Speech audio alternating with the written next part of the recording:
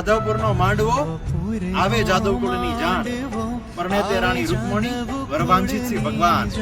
દોસ્તો, જ્યાં શ્રી કૃષ્ણના વિવાહ થયા હતા રૂક્ષ્મણી અને કૃષ્ણના, આજે એ પાવન ભૂમિ માધવપુરની અંદર હું છું અને હું તમને આજે માધવપુર છે એમના વિશે તમામ વસ્તુ છે એ બતાવી રહ્યો છું।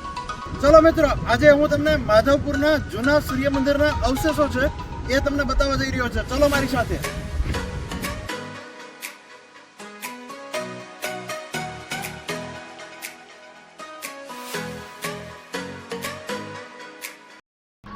આ પૂર્વાભિમુખ મંદિર છે, આ 12મી સદીનું મંદિર છે અને આ રેતીમાં દટાયેલું સૂર્ય મંદિર છે માધવપુરનું।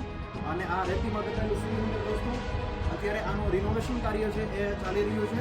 આ ગુજરાત સરકારના છે એ અહીંયા ધરોહરની અંદર છે, રક્ષિત સ્મારકની અંદર છે એ આ મંદિર આવે છે।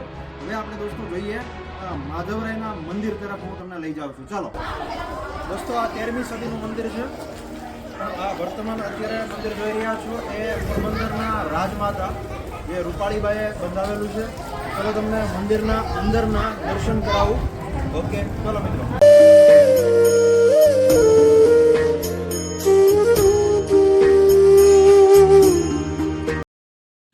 હવે મિત્રો, કૃષ્ણ અને રૂક્ષ્મણીના જ્યાં વિવાહ થયા હતા એ આપણે ચોરીના દર્શન કરીએ।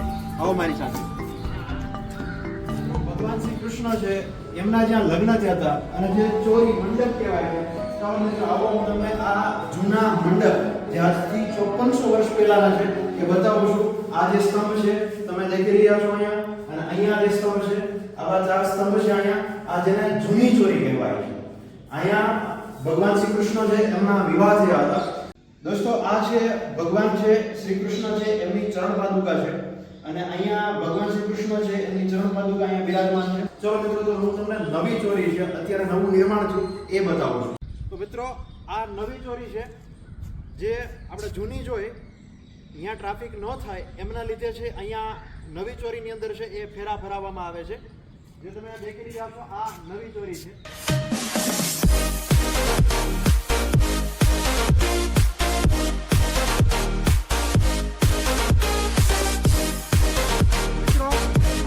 માધવપુર અહીંયા આધ્યાત્મિકતાની સાથે આ જે કુદરતી નજારો આ તમે જોઈ રહ્યા છો માધવપુરની અંદર, અહીંયા બીચ છે એ જબરદસ્ત છે, એ જોવાલાયક છે મિત્રો। જોઈ રહ્યા છો આ કુદરતી નજારો, એકવાર આવજો માધવપુરની અંદર।